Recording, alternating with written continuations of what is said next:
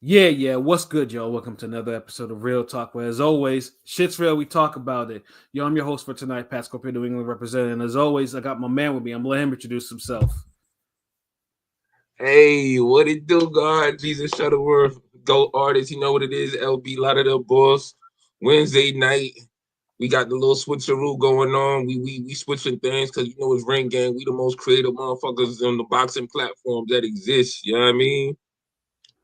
Doing the forgotten fade. You know what I mean? Like, Yes, because sir. we know some of you niggas don't like to read, and I don't like some of. I don't like. I don't want to see Pat Scorpio's eloquent words wasted. So, I was like, you know what? Let's do some Nas shit and bridge the gap.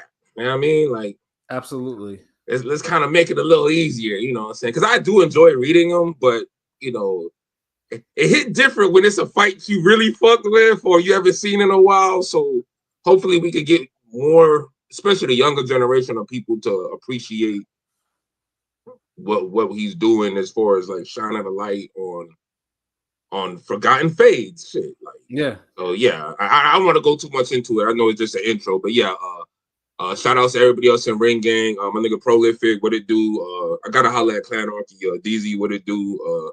PJ, I know you busy as fuck. Fight Architect, Rome Top 5. Oh, and Sample Dynasty out now. You know what it is. So yeah, Yes, let's get sir. it. I think that's Absolutely. everyone, right? Oh, That's what's it? The other nigga, the New York guy. Yeah, King P. What's good? Yeah, can't forget King P though. Yeah, Yeah. King P will probably show up a little bit. But yo, I got my other man with me. I'm gonna let him introduce himself. What it do is flies conscious pilot, the West Coast Avenger, #1 contender, preparing for liftoff. Let's fly, let's go, Ring Gang. Let's get it. Yes, sir. Conscious Pilot stays elevated above the clouds, you dig? So yeah, no, before we get into our video or whatever, though, definitely we'll talk a little bit about the whole Roy Jones shit that's circulated on social media today. Yeah.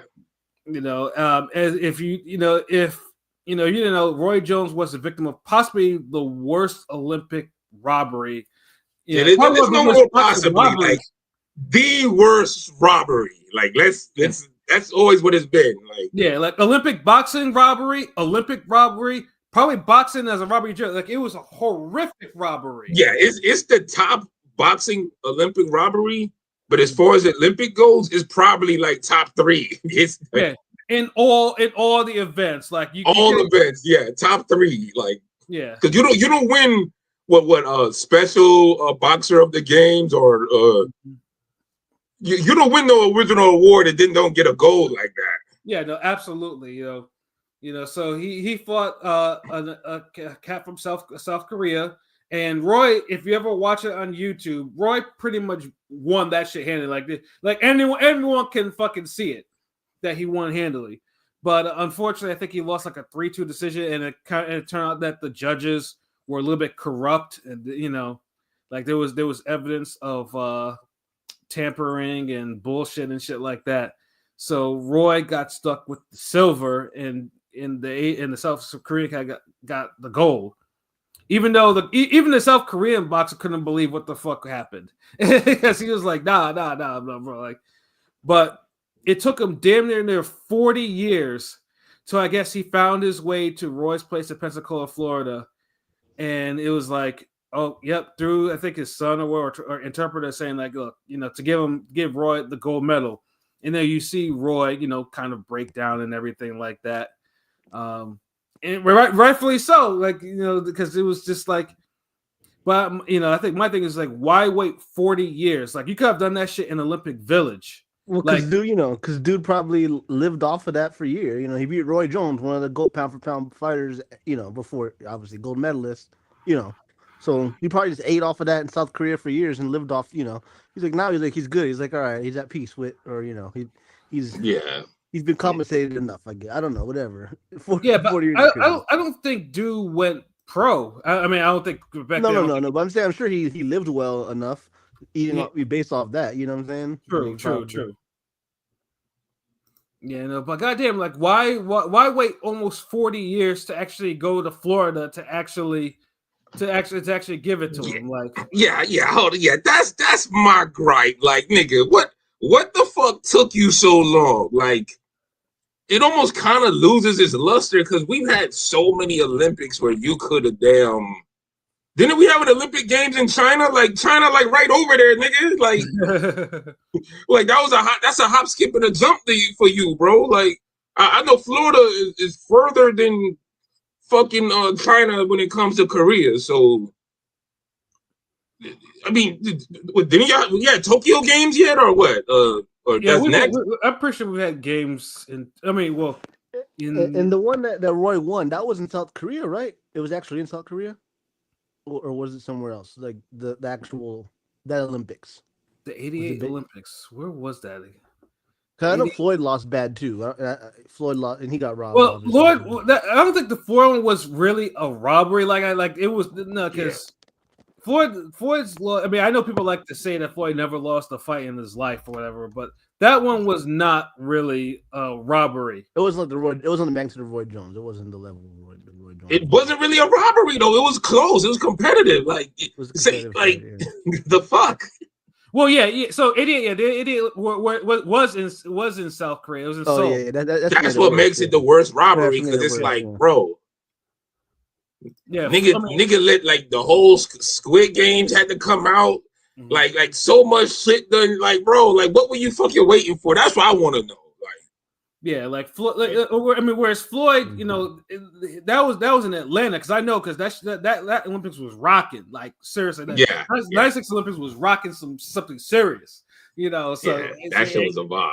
Yeah, like and yeah, I mean he lost on American soil. Like Roy lost. I mean the whole shit was a robbery. Funny thing too is because I was just reading the article real quick.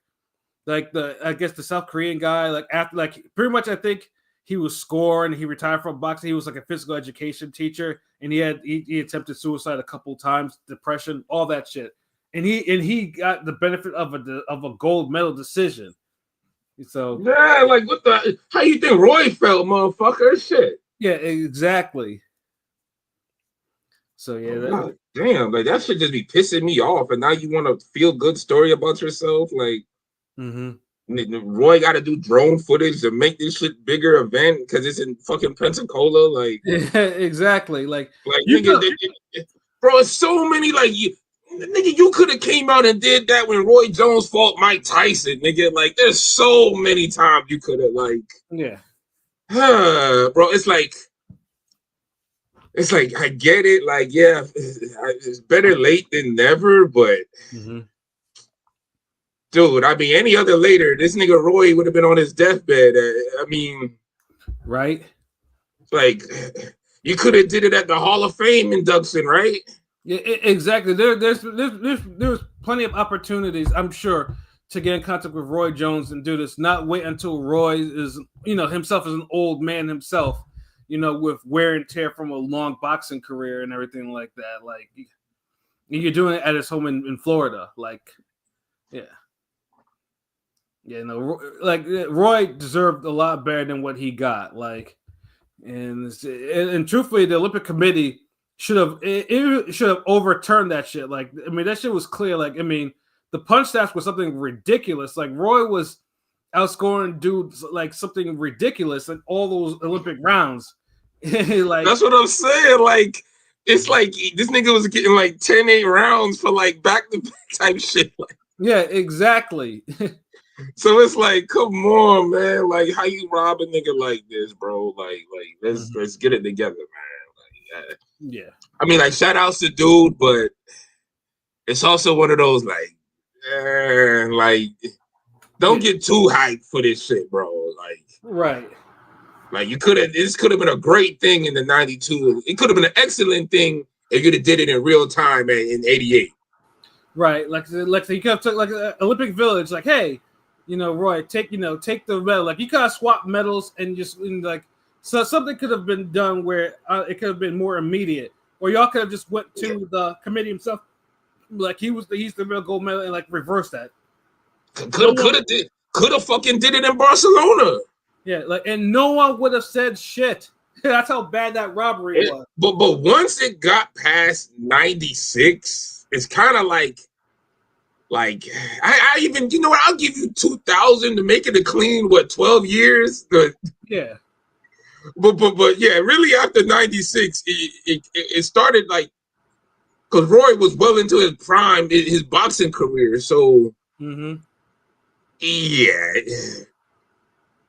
yeah. By the time '90, I give you '99, 2000 at the most, 10 years. After that 10-year window, it's kind of like, bro, like you can keep it. Yeah. Yeah. Absolutely, I mean, like I say, real cats know that Roy definitely continued the tradition of getting the gold medal for American boxing. Like, he did that. You know what I mean? So Yeah, shout out to Roy Jones, the legend. Florida, home of some of the greatest boxers ever. God damn, like it's just crazy now that the last American men's gold medal is really Andre Ward. Like, ugh. The fuck. Like that's why this shit is it's just it's like before it used to be like American boxing used to kind of churn out gold medalists like nobody's business. Yeah, it's like we never could because you had good coaching and bad fighters, and you had good fighters, bad coaching. It's like it never could get on track. And like I know it's funny you said it because I know there'd be TikTok videos out there, and a lot of I seen one recently, like maybe last week, and the dude was talking about if you if you want to be good at amateur boxing and Olympics, do not fight like a pro. And it's like, I get it, but I don't really like when people say shit like that because I feel like you can fight like a pro and just be more offensive. Like, right. Like, why do I have to pit pat and shoe shine and do all the amateur bullshit that we be dying for niggas to get rid of by the time in their 10th fight as a pro? Like, nah, man, fight like a pro and just be more aggressive. Yeah, absolutely. Did you see the way Amir Khan was boxing under Freddie Roach? That's what I'm talking about. Not the way Khan was boxing under Virgil Hunter. Yeah. Like that's equally the difference. Same fighter, same style, just one stopped thinking and one was thinking more and the other one was just being more off instincts. Right. So yeah, but like I don't know. Like the way the country hit, and I don't think we're gonna get any more like super supreme boxing talents in America like that. Like especially Olympic wise. Like all these niggas is nice. They going into the pros. I mean, I did watch Keyshawn. Keyshawn versus Cruz. He did his thing. He probably lost a little bit, but at least it was a nice, decent run. But it's few and far between. It feels like for Olympic. The last young nigga I seen who looked like I was like, God damn, he looked like he gonna be something immediately. I think he was on one of those Jake Paul cards recently. I can't remember the name. Jamal Harvey. Talking about Jamal Harvey. I think it was him. Yeah, he looks special. He's like a featherweight or something like that, like 126. Yeah, like he honestly like. Yeah, like. Yeah, didn't he medal or no? Or I don't know. I'm not sure. I think he was a bronze. Was he bronze? Maybe. Jamal Harvey. Because that motherfucker looked like if somebody would have told me he had got gold, I'd believe it. No, he definitely didn't get that. I mean, else we would have heard it, my nigga. Yeah, because he. That's why, like, I remember somebody was telling me the other day. We was talking about Wilder, and I was like, Wilder fucking like overachieved, yo. Yeah, no, Wilder he didn't medal. It looks like he didn't medal. Yeah, no, he didn't medal in the Olympics. And it got to be the division talent and maybe even the scoring because I just find it hard to believe that nigga don't medal. But a lot of guys like Norman or Haney, a lot of them are going to go the route of going to just pad my record in Mexico. Fuck, I'm going to go pro at 16, 17 and just pad my stats. You know what I'm saying? Like instead of going the Olympic route because, in terms of Olympic pedigree in boxing, because remember they were talking about taking out Olympics out of the boxing. I don't know if they're preserved it, but remember there was rumors. No. Boxing is still preserved for the. No, but there was strong rumors it was going to be gone. So it's like, Yeah, because of the stupid fucking judging that they can't get fucking right. That's the reason why. Amateur boxing. Like we can probably go on a whole podcast about amateur boxing and what went wrong, especially in America. That's a whole. Yeah. Like, you can do a whole show on that shit. But that's a spinoff of spinoff shit. The show tonight is a fucking spinoff, nigga. Like it is. It really is. Like that's like really like I wasn't thinking about this idea for like a minute. But I don't know what it was that just triggered me to just go ahead and do it. I don't know what it is. Maybe because I think this is one of the recent fights we talked about on the podcast, or because reading Pat's article had me like, damn, like I do remember this shit. And this nigga was kind of like, motherfucker, you sure that fight was that great? Mm-hmm.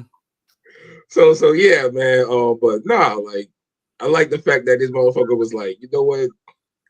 Like, let me fucking, because I don't even remember the point that I was trying to make when we was talking. Like, do you even remember the conversation? No, I mean, I was trying to find the episode because where it was mentioned, but just the fact that fight was brought up, that was like, okay, you know what? Because I was arguing on it, so let me just get that shit a rewatch, and I won't say anything, but I was like, okay, let me do that. So I was like, okay, let me go write this shit up because it met the definition of a forgotten fade, like because you forgot that motherfucker. I didn't forget. Well, I didn't forget. You forgot that it was a fade. You probably forgot. Like you probably remembered it was a decent fight, right? But you ain't remember it was a fade. Yeah, exactly. That's exactly the reason why. So okay, now I remember what I was going to say earlier before we got on. You had in the article, I do not remember seeing Verno Phillips and Cory Spinks, bro. Really? I think that's a fight that just slipped my radar, or it just didn't, like, it wasn't memorable enough for me. And I fuck with Spinks. Like, I've seen the Roman Carmazan fight. Like, that's one of his best performances. Like, but, I didn't see I don't remember the Verno Phillips fight. So let me ask you, bro, was that really a close competitive fight like that? Like I saw the scores and shit. Like, yes, it was. Okay, who you thought really won that though? Honestly, it was a toss up. I mean, I thought Spinks got it, but I could also see it as a draw, or like it was. It was a toss-up. Okay. All right, cool. You know what? I'm gonna have to fucking find that fight and take a look at it. But yeah, I'm sure that's on YouTube. Yeah. But yeah, that's I was just like, because I remember, I mean, I've done a Forgotten Fate article on Verno Phillips before with the Uma fights. So there's. Doing that, I remember there was a whole bunch of them shits out there. That was a fight. I was just like, God damn it. Like, I mean, because that was a minor upset of a fight. Like that was in there. Like that wasn't supposed to happen. Just another point I'll make, and then we just get into this shit. This just lets you know that 154 low key always been fired. And I don't think it's getting like the mainstream recognition until like now. Right. Like it always got the individual fighter performances recognition. It always got the classic fights or like certain moments where like, okay, like damn. But it's never mentioned like welterweight, heavyweight, lightweight. Because it's not like the actual, it's not welterweight or middleweight. Middleweight's dead now. But 154 is always, I feel like we're never going to get an actual super fight. Like maybe Ortiz and Ennis, if you want to classify that. But I'm saying just because it's not a traditional division, like 147 welterweight. Yeah, maybe I get what Pilot's saying, because it's not one of the boxing is very old fashioned. It's not one of the original weight division, original 8 or whatever. Yeah. Man, but junior welterweight ain't either, and I feel like that gets celebrated more than not really. Not. I mean, maybe by now. Us, by us. But not what? Nah. Like, okay, think about this. Okay. So no. So here's the thing. For the longest time, there was a lot of people that like dismiss the 140 division. You know, back in the day, because stars used to just jump past it.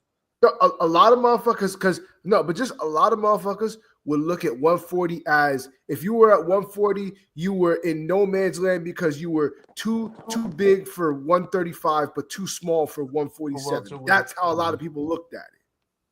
I agree. Like I'm talking about comparison to 154 though. Like junior welterweight, like it always had its matchups. Like niggas was like the whole Zab Costa Zeus shit. Like I feel like welterweight always kind of like junior welterweight always overshadowed 154, even though 154 I feel like had bigger names that would check in. But yeah, like the only time 154 really was on the low was during the Floyd era. Like, I mean, I said this before. Yeah. That's the only time, but like even then, and that wasn't even a long period like that. Yeah, it was just Floyd kind of monopolized 2 belts, and then you had your Bundras, Molinas, Ishii Smiths, holding the belt. Yeah, you had all those in the Molina. What else? The Molina, Trout. Yeah. Who else?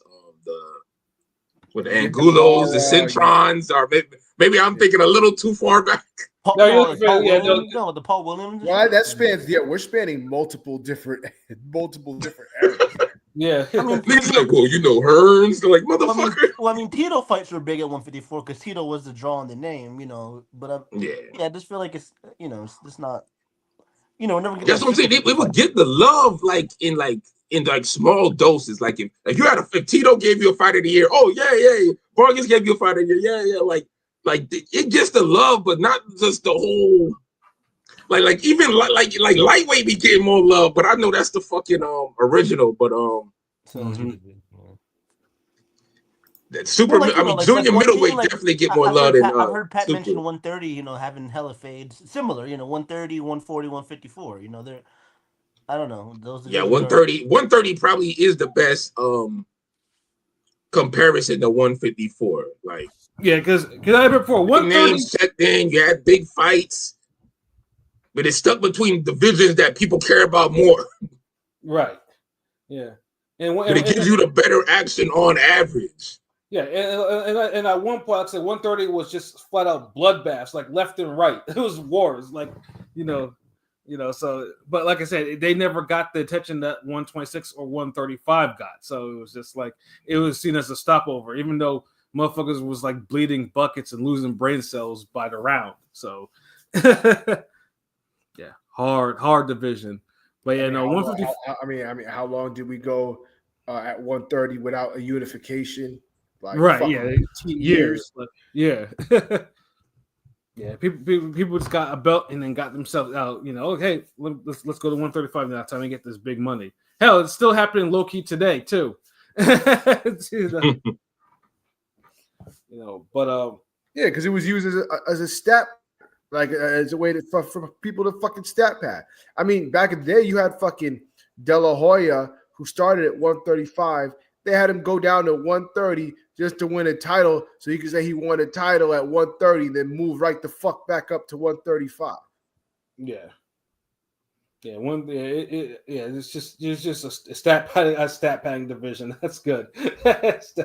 Yeah, no, it's a land of the niggas like Foster, Roach, Tevin Farmer, forgetting Herring. There's niggas that took the losses early on and struggled, and now they became champ at 130. You know what I'm saying? They kind of established themselves after some struggle type shit. It feels like. Yeah, and now Roach is a whole 130 champion, and now he's trying he might get another money fight with Pitbull. Now he's about to fight Pitbull.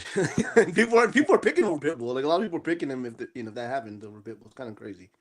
Yeah, no, it's like I said, 130. I mean, maybe one day people will take 130 seriously and actually like, okay, look, this is my decision. Let me just try to run some fades in this, but we'll see. 154 doesn't really have this issue, but like I said, it's just not talked about as an elite division like it should have. Like I said, it's been an elite division for a while with and even with this fight we're doing now, like this, like I said, I picked this was a fight I wrote about because it just simply was brought up in conversation, And then I was like, okay, let me run this back and let me write up an article on it.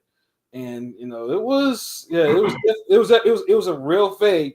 Cory Spinks and Deandre Lattimore. And usually you don't associate a fade with Cory Spinks, like you don't. It's decent fights, maybe great boxing performances, maybe some boring, maybe some running, but a fade, nah, nigga, like. no. Get the fuck out of here. What you mean? Some dancing? Yeah. No. Yeah, you're right. You're right. We don't associate Cory Spinks fights with fight of the year because half the time it's dum can't keep running away. But he doing your specialty, nigga, the back foot boxing. Yeah, at times. Yeah, so that time. Yeah, because I ain't gonna lie, the Mayorga fight, it felt like he would just jump out of the way from punches. Like this nigga would literally jump to the ground to make a nigga miss. Yeah, and I'm just like, and that's the worst part. Like he did, like it was such a fucking cartoonish, like it was so cartoony the way he would do it. I'm like, bro, like come on, we can't be serious. Facts. It's like he's literally like, yo, fuck that. Like it feel like one of those animes where the nigga just start learning his powers and he fights the school bully. Oh, some Peter Parker shit. Nigga, like, okay, hold on. Like, oh shit, like I can hang on the wall, like thinking like I could flip here. Like that's how this nigga was literally fucking moving. Yeah, that's you kick motherfucker like. Oh man, but I think you know what it is. The biggest point or takeaway from this fight is that sometimes you're gonna have to stand your ground and put belt to ass. Right. So, and another thing, if this fight was happening this year, it's a fight of the year easily. Yeah. Easily. That year, I don't even think it was no fucking fight of the year back then, but boxing was different. I don't think he was even mentioned as a candidate. Yeah, that's what I'm saying. Like honestly, like that just shows you boxing was so immersive. Like certain fights, it's like you expected good fights. Where when you had a fight of the year, it really had to be special. Mm-hmm. I want to say yes and yes, Chris Brand, salute. If I'm not mistaken, Juan Mel Marquez and Juan Diaz was the fight of the year for 2009. Like that was, that was a great fight. That was a fight of the year. But is the fight it was the fight that much better than this? We could revisit that afterwards. Fuck you. Right. It was I mean, 2009 was a good year, but it's just the fact that it was just not a non-existent. It was just like, oh. Okay. Yeah, like it's like, yeah, because I think Spinks 154 run might be a little underrated. It is, but it's underrated and overrated at the same time because of who he lost. Losses. Yeah, the losses. Oof. Like you beat a guy like Roman Karmazan, who's quality, who was fucking people up, but just wasn't that heard of. Mm-hmm. Then you lose the Canine twice. Yes, twice. Like yeah. Shit. But shout out to Canine. I see his son be on TikTok like talking about his fights and shit. So that's that's cool. I salute that. Yeah, salute. But yeah, so we ready to let this play? Yeah, everybody got their drinks and shit. Well, Chris Brand said, "Is Spinks or Judah a Hall of Famer?" I mean, Judah. I want to say yes to both, honestly. I mean, I say this: if Spinks had gotten the decision against Jermaine Taylor, he's a Hall of Famer. Yeah, I could. Yeah, you would have to because it's like he would be Miguel Cotto's career before Cotto. Yeah. I mean, because he would have been undisputed. He would have been undisputed middleweight champion. That would have probably sealed it for him. Judah. I still think Spinks is Hall of Fame though. Like. But maybe not first ballot, but I don't know, man. Cause some funny style niggas done got into the Hall of Fame, fam. Like, yeah, I mean, Vinny Paz got in. Spinks, honestly, that's the argument every time somebody asking. Because it used to be Gotti. Unfortunately, rest in peace. It used to be Gotti, but now it's Paz. Now it's Vinny Paz. Yeah, I mean, Gotti. I hated it when niggas were saying Gotti was in damn Hall of Fame, but whatever. Like I know me and Pat will we'll go to our deathbed disagreeing about that, but it does seem general notion is Porter, Thurman, and Swift are already Hall of Famers. You know, at least people. I don't think none of them are. Porter. The only one who really still got a chance is Thurman. I think, but Porter, I feel like Thurman needs like two more quality wins. Like if he beats Fundora, he might, if he becomes 2 division champ, then that's kind of like. If he would have beat Pacquiao and then beat Fundora years later, yes. But now he has to beat Fundora and maybe Ortiz or somebody else or Jesus Ramos. I think Porter's like Tim Bradley. He's gonna get in because he's in the media, so he's a part of the media. No. Don't wait. Tim Bradley's a Hall of Famer. No, Tim's a Hall of Famer. But I'm just saying it adds extra when you're like because Tim Bradley got in first ballot over James Toney. I'm just saying. So that's my point. Yeah, but it's more. I want to say a big word, but I'm gonna just say it's more fucked up, really. That Andre Ward got over Toney than Bradley. I feel like Bradley's had a better career than Andre Ward. I'm just saying, being a part of the media and playing the game, the media likes you. You got to, it helps a lot. That's all. That's why I think Porter might get in just based off that because he's a nice guy. But still, think like this. I feel like Spinks is more Hall of Famer than Porter, in my opinion. Easily. I can see that for sure. Yeah, for sure. I can see that. And this nigga said, No, I would agree with that. Okay, because I'm like, hold on, because if you just Mayorga, Zab, DeAndre Lattimore, Karmazon, that's like 4 names. And you go, okay, Porter, Devin Alexander. Hold on, wait, he beat Devin Alexander, right? Yeah, he did. You can say Paulie, Danny Garcia, if you want to say Paulie. I'm just saying. Paulie, Danny Garcia. Did he fight Amir Khan? I don't think he did. Nah. But I feel like we're missing another quality name from this nigga. Okay, Ugas, but yeah, that was arguable. Yeah, it could have gone either way. Yeah, fucking Spinks definitely over Porter. I'm sorry. Too. I mean, Broner. Yeah, you can count Broner if you want. Julio Diaz. Yeah. Okay, Broner. But still, it don't feel like those names are better than the names. No, it's not better. It's not better names than Spinks. No. I mean, you can say, he got to win over Broner, but it's like this nigga got to win over the Broner, the original Broner, nigga. Yeah. So it's like, then it's like, does Porter have a win over somebody as dangerous as Roman Karmazon? Mm-hmm. In a higher weight? No, I mean Porter at a higher weight was trash. I remember I used to trash him. We used to argue about that too. You're right. Yeah. I used to go on. It's like, goddamn, Porter is trash. I used to be on forums talking about how trash Porter was. I like this punching better at 154. Like punching was cleaner. More combinations. Like I felt like he got rougher at 147 because he felt how strong he was. Where at 154, he could only do that that strength, rough shit for like maybe 4 or 5 rounds. Then you gonna have to settle down into some boxing. Yeah, he struggled. He got stopped, but he was struggling at that weight. Like going to 154, going to 147 saved Porter's career. I mean, Thurman dropped for 154 too. Although Thurman was actually knocking people out at 154. Yeah, he was. I felt like he was more suited for 154 than Porter was. So yeah, I definitely got Spinks definitely over Porter, bro. Zab too, nigga. But if Porter gets into the Hall of Fame, it won't be the world ain't over. Like I'm not gonna, it ain't a witch hunt or nothing, nigga. Because I've always said too, if they go in or Paul, it's because it's cumulative, not because just boxing, but just cumulative, what they do, outside in the media and shit like that. Not just on the strength of their just boxing career alone. Yeah, because the boxing just wasn't enough. Yeah, so I mean that's where I think they would actually go in, but not their careers. Porter. He has decent wins, but he lost to people. He has some win. He has some losses in there that you just can't really let go. You know what I mean? He needed at least a top level win.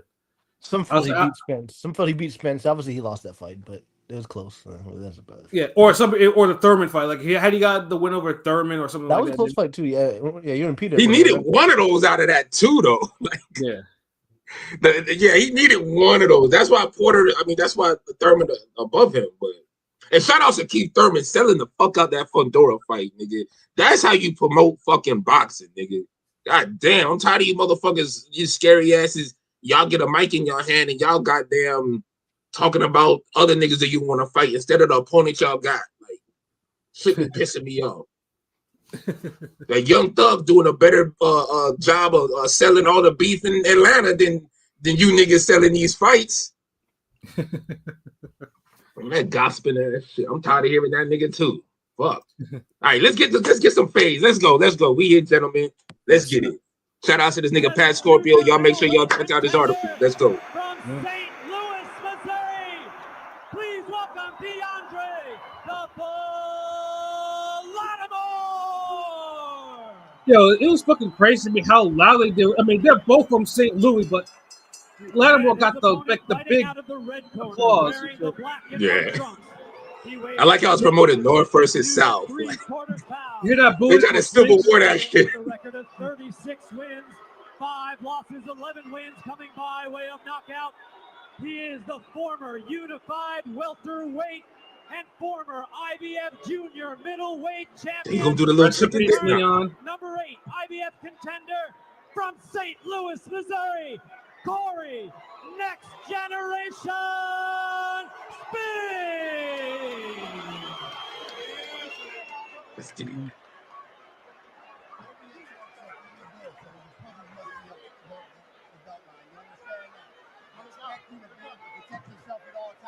Give me a good clean break. Touch gloves and Yo, who the fuck was Lattimore's barber? The fuck is Yo, I ain't gonna lie, that shit was fucked up. Spinks usually struggles to make junior middleweight because he comes down from as much as 178 pounds. Tonight's number suggests that he's in solid shape.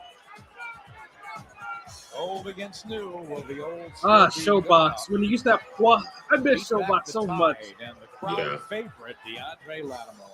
R.I.P. What's that nigga name? Rules of boxing apply, of course, for this Nick tight Charles? fight. Nick Charles, yes. R.I.P. Nick Charles. Referee, and there's a problem in Spinks' corner, the mouth guard.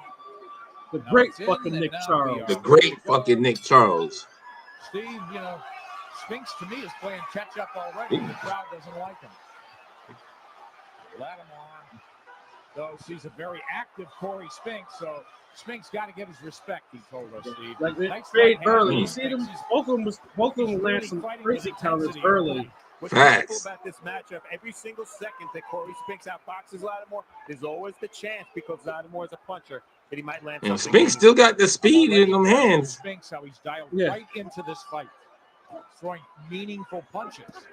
Wild shots from Lattimore. And the That's counters, big too. The thing. counters were sharp, but there's another left hand. but Lattimore's hands were just fast. So the follow-up third shot nails him. But he also keeping his hands up in punching range too. Oh boy, the crowd's roaring already. Our main event, IBF Junior Middleweight Championship on the line. Cory Spinks in the white, and in the gold and black is Deandre Lattimore, both from St. Louis. Spinks ducks under a shot, looking to land right and They were popping each other with some crazy shots. countering the counters. Countering the Very counters, wide hook by exactly. Lattimore, but it landed. No defense Lattimore though. is stalking, very cautious, but he's in There we go. left really hard. Spinks and Spinks coppers to the camp. Yo, this nigga Cory Spinks always got the nastiest falls, yo. Facts. Yo, That nigga look like he got tackled down. How many fights? How many fights was he up at this weight? Lattimore had him out on his feet because his leg went stiff like ASAP off that shot. What was how many fights was he at 154 for this fight? Was it like 2-3 fights before he moved up? He's not From holding Walter? on at all. This is where experience. Damn, I'm trying to remember, son. Cory Spinks has been down before, been hurt before. All right, serious catch-up for Cory Spinks again. This nigga had Spinks too hurt not to knock him out though. Yeah. Spinks, so perhaps again he was Yeah, playing you can see earlier that Spinks, his legs were not where they need to be. Like his foot placement, yes, his legs were not in sync anymore. I'm really impressed with Spinks' work rate. He gets God. the right He was getting clipped with some nasty shots. He can hit him and hurt him. Yeah, this is after the Jermaine Taylor fight. Okay. Well, one thing's for sure, the moment hasn't affected Lattimore. He's going for it. 30 seconds to go in a red-hot first round here in St. Louis. Just an excellent first 2.5 minutes. Spinks holds on now. Maybe Spinks has been blinded by Lattimore's golden gloves. Spinks now comes out winning. He's throwing shots. Great intensity on both men's behalf as we close out a spirited first round. Yeah, because Spinks before was never really that clean outside of the second Zab Judah fight. Like he got laced in that first round. Yeah, my goodness. But they both was eating like clean ass shots. Yeah. Shout out to Kevin Cunningham in the corner. Salute. Damn, I feel old because I feel like these niggas is ancient now. Right? Action from a very eventful round one. If you're Lattimore and you're moving up in class, you couldn't ask for a better start. Big left hand because Spinks reached. Spinks made the amateurish mistake there, not Lattimore. Yeah, you reach, I teach. Great left hand. Look at that right leg. That shit was rigor mortis style. Yeah, that nigga fell in slow motion. That was the key shot. Yeah. Timber. Boy, he was gone. Lattimore wings it, Nick. He really wings Nigga got hit with the Sub-Zero punch. Man, motherfucker. Cory Spinks to get hit by shots like that. But the fact of the matter is, oh shit. He's throwing. And you know what? He's matching Spinks' speed. As wide as those shots are, his hands aren't half bad. But You see, Kevin again. Cunningham is furious with Spinks, saying, "You got swept up in the moment like a rookie." And if I'm in Lattimore corner, I'm telling this nigga go for the KO. The question is it too late for that advice? That's a 10-8 round for Lattimore, and it looked for a moment he could have put Spinks away. Lattimore He should have put Spinks away. Yeah. Pressing forward, good combination. That left hand Whistling behind left the jab. cross. There's a hook left hand, so these are most. And almost made me feel like, damn, like Spinks' chin is decent, but fuck. No, I think he was caught. He was caught close early. But nah, he take hard shots the whole fight though. None of that. True, yeah, that's true. Him back and just rattling his cage, isn't he, from the opening bell? Spinks trying to change direction, trying to counter there. Now they tie up. A little bit of body work by Lattimore. Lattimore really terribly wide there, but Spinks doing nothing Yes. in terms of the counter. Yeah, Spinks was getting caught with all types of bullshit. He's respected Lattimore's power because he's been down. He finally starting to move his head. Lattimore is just lining him up, Steve. Oh, wow. Nick, I don't know if this is a fair question to ask because he had to get off to a good start, but is Lattimore trying too hard for a knockout now because of what happened in round one? Maybe. Yeah. Yes. He didn't even fight. He's still. You see how he's winging them damn shots? Yeah. How he's winging them damn right hooks? Swinging wide as hell. Now Spinks trying to put punches. He needed this in the first fucking round in the last minute and a half. Well, I'm not going to criticize Lattimore for going for it as long as he keeps landing some Again, shots. And he's doing it. Again, that right hand is just sinking in. But Lattimore also getting predictable too. People away with that. Had great luck against Richardson the fight before. Great success with it, I should say. Combination off the ropes from Lattimore. So Spinks missing badly, and his chin is up in the air. He's been. Yeah, you don't see Cory Spinks fight like this often. Looks lousy, Nick. When he's in the pocket, This might be the Today's only. fighters, look at this infighting. Deandre Lattimore, gold and black, is They're working themselves out of the clinch. Sees this fight. Yeah, Ref almost got a right easy now, night. You didn't know how Cory Spinks fights. You think he'd be the puncher the way he's fighting, standing in the pocket and going for it. Maybe out of desperation. Maybe he senses his legs aren't there. I would have loved to see this version of Cory Spinks against Floyd at 154. Right? End of two. And That would have been a fight. These 154 pounders with a title on the line. See, if I mean, Lattimore was still catching them with the wild shots, but if Lattimore was just a little bit more economical with setting up his shots, Yes, but I feel like Spinks won that round, right? Out of there early. But I think Spinks won the second round, right? Winging, right? Don't you think Corey won that second round? He just yo. controlled the pace in that second round. Nigga, I what? don't This is know. nigga's barber, yo. Like, That shit was hard. Yo, Pat, who you thought won the second round? Lattimore. I thought Lattimore won that because he buckled Corey too many times. I thought he still outworked him. Yeah, like damn, Pilot, you thought Spinks won that round? I thought he kind of controlled the pace there. Nigga, put the blunt down, nigga. I'm not smoking. He said, "Yeah, oh, don't start there, nigga."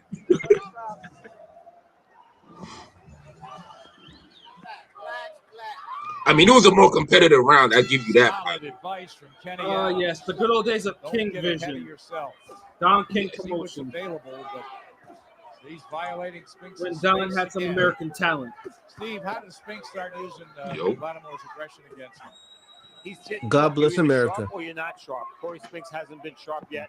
Is he the kind of puncher that can take advantage of Lattimore's lack of wide shots and being wide open? I don't know. There's been nothing in his career to suggest that Cory Spinks is going to score some kind of one-punch knockout. You know, he looked a little better in the last 20 seconds of that second round. Right. Started to land a little bit.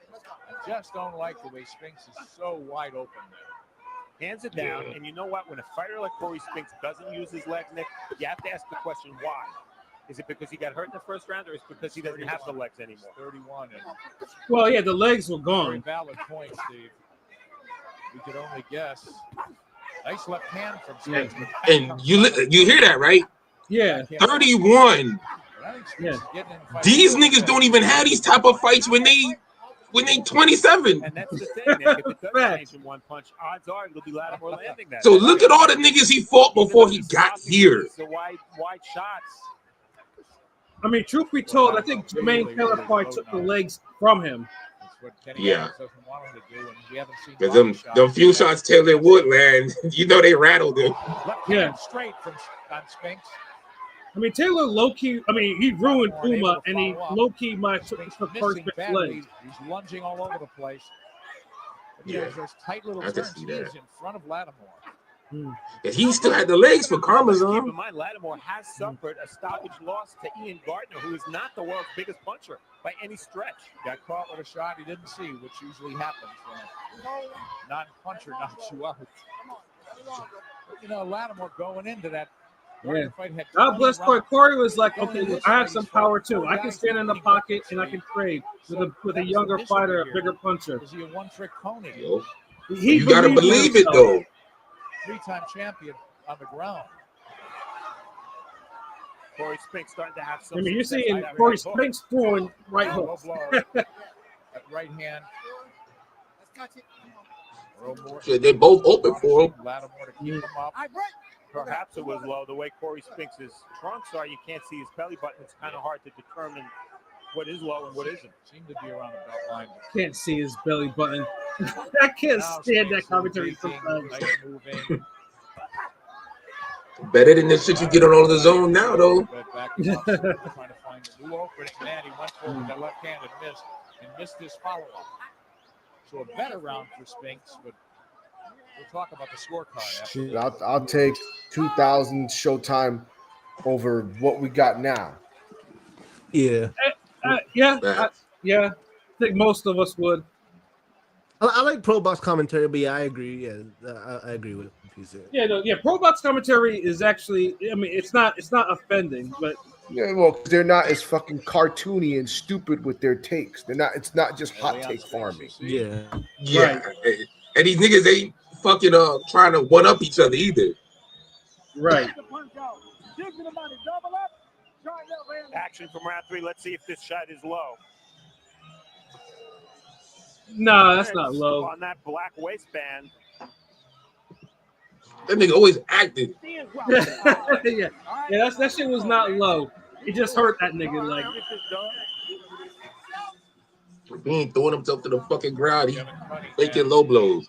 And Kevin Cunningham last fight had broken up with Cory Spinks. He's back. And in a fight where Cory Spinks is going to need everything to win, I think that's critical to have Kevin Cunningham, who knows him so well, back on his side. Oh, yeah. Make adjustments, motivate. He's trying to motivate. You really tell a guy, just do what you always did best. But Steve, you hit on great points. If his leg's not going to carry him out of danger and create those kind of countering opportunities, he's in trouble. Oh, look, you can actually hit and hold and hit while you're holding. Oh, what an idea. Cory Spinks certainly just about as much success of the second generation of fighters, which we've seen so many of, or as any of them, right? Oh, I think he's been completely his own man for a long time. How do you have it through three, Steve? I give that round to Spinks. I did too. 29-27 Lattimore. Remember, he had the 10-8 round in the first. There you go. Lattimore coming out a little bit, but man, not like the hurricane we saw in the first round. Yeah, now you can see Lattimore kind of starting to get tired. Yep. Yeah, you can. See if he can create some counterpunching opportunities. Yeah, because like you can tell he's laboring the punch now. Right. Loaded up and shit. Boy, but if he catches clean, But all he had to do was play a numbers game and stay close and just consistent. Right. Hey. Now it's Spinks getting on the jab. I mean, that's what young contenders like. Contenders, they have to learn the hard way. Yeah, but some lessons Going in, Steve, you learn them the hard way. You don't come back from them though. Lattimore cannot That's give true. away rounds against this But now at least you see Cory Spinks really show his championship medal. Like, bro, Yes. bro weathered the storm, and now you see him actually doing work. Now he's actually going to the body too. Yep, still keeping that jab on him. He becomes a very average fighter. No doubt. And Lattimore's not really cutting off the ring all that well on him. Yeah. Not a lot of clean shots in this. And Spinks ain't even moving like that either. Right. Certainly got the fresher looking legs as He's just giving an angle, and he's wide open with the angle too. Right. Not even a tight angle. He wants to win. Can't give the judges any excuse to give Spinks the round. As you said at the top. Go after him, but it is good pressure. It's all about price. Not going to outbox. Not that he's a one-dimensional slugger by any means. Who's not a one-dimensional slugger? Of course, Lattimore was a one-dimensional slugger. He ain't trying to box yet. The first round was the only round he tried to box. Right. And the best round too. Yeah. That's what always kill me. How are young fighters already tired in the fourth fucking round? Dog, that's what and these niggas ain't even doing no breathtaking pace either. Right. Like this is a regular 1995 pace at heavyweight. Yeah. Yeah, it's more of an issue now. But when I used to, but even back then, it's like it shouldn't take you 4 rounds to be out, especially if you're below 160 for you to be tired. Fact, dude, remember how much shit Jermaine Taylor used to get for being tired after 7 or 8 rounds? Hell yeah. This is like Canelo never takes as much flack as this nigga. He be getting tired after the 3rd round. Yeah, but the problem is Jermaine Taylor, like once he tired, B-Hop, it was like he survived B-Hop, but once like you can tell he visibly falls apart though. Oh yes, Devin Alexander. Back the days where Devin was like a Floyd Mayweather favorite, and he was almost damn near was about to be somebody. Fighting your way back. I mean, Devin Alexander was doing his thing at one point. I mean, the problem with Jermaine Taylor is once he gassed, like it felt like a fucking light wind could have just blown him on, and he would have fell down. Like, right? He really labored through them last 4 rounds. Yeah. Would you give that round to? Yeah, I think the only time he managed it better later in his career, but it was still like a big flaw. And the thing is, the nigga's in shape. It's just the nerves. He's a nervous. He burns nervous energy. These niggas, I don't think they be in shape. Yo, if Jermaine Taylor wasn't in shape, the way he burns nerves, he would have been getting gassed out in the 4th round. Yeah. I think the only fight where I saw him lay a consistent beating on somebody was the Jeff Lacey fight, which pissed me off. That's facts. Yeah. Yeah, dude wasn't fucking around in that fight. I was not happy watching that. I Beat mean, the by shit the- out of fucking Lacey. yeah, by that point, there wasn't much left of Lacey. So Right. Shit, did we know too much was left with fucking Taylor? I'm surprised. whatever was left of Taylor was a hell of a lot more that was left than what we had with Lacey. Facts, because shit, we found out Roy Jones still had more left. God damn. See, now Spinks is getting in his groove, yo. Steve, it Yeah. is early, but again, Lattimore's been, well, to say it, he's been 10 once, he's been 8 once. Beyond that, short nights. He's still looking like a 4-year-old learning to walk, bro. Yeah, I was always southpaws and southpaws. Like I don't know what it is. Like they can't. When they fight, it's always a whole. It's like difficulties. Like they don't know how to fight each other. That's what I always found funny. Lattimore doesn't look like the same fighter he was in the early. Okay, you know what it is? I don't think they get enough southpaw work. Not quite. That might be it, and that's part of the reason why Miguel Cotto converted from southpaw to to orthodox. Yeah. See, because honestly, if you get enough work, it doesn't really matter who you fight.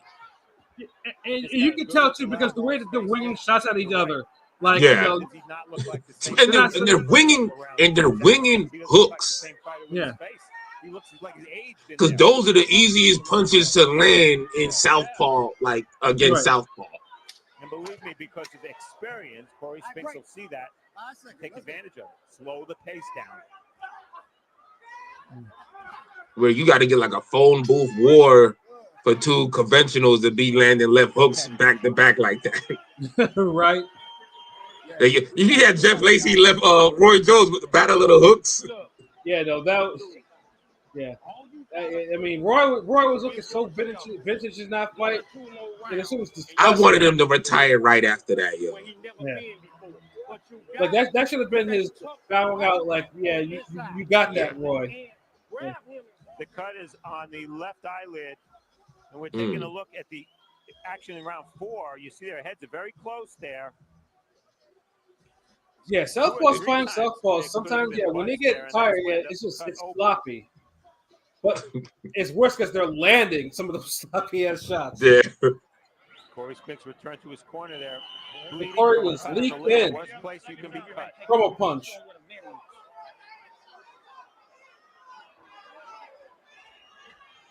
So fight getting closer on our cards. Yeah, I have 48-46 Lattimore. I gave Spinks the 5th round. As I did.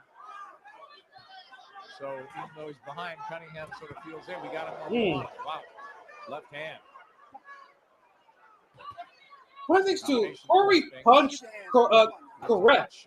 But he just didn't have a lot of pop like that. He turned over his fist, everything. Spinks hasn't been champion. Good But is he selection. rotating his hip like that? I mean, I don't know. I mean, he has a good selection of punches, picks his spots well. He just don't have that. But see, this is the first time Cory Spinks really punched with bad intentions, though. Good observation. But usually that's what Yeah, happens. see that Punching is usually technique and temperament. Not a lot of rounds in the bank for him. He's had 50. I mean, Cory just landed a mean right to the body. Yeah, but But one thing, the feather punchers usually are great body punchers. Spinks down moments into this. Hey, shout out to Tim Bradley. That was his bread and butter. Chris Bird, another one. Yeah. Fucking wobbled Holyfield with a body shot. Then he Was hurting Tua with body shots. Huh? Didn't he wobble Tua with a body shot too? Yeah, he did actually. Yeah, he wobbled both them niggas. Spinks could get a little bit more, a little busier. He could steal these close rounds. But it is a And Lattimore believes in this hook. He sell it out every time. He's got to economize. But he know how to snap on him. Lattimore for a southpaw, natural righty. I still think that right hook is the punch. But he's getting Nice shot by Spinks. Really looks a little tired. His left eye looks a little swollen. Now he's getting. Okay, you know what it is?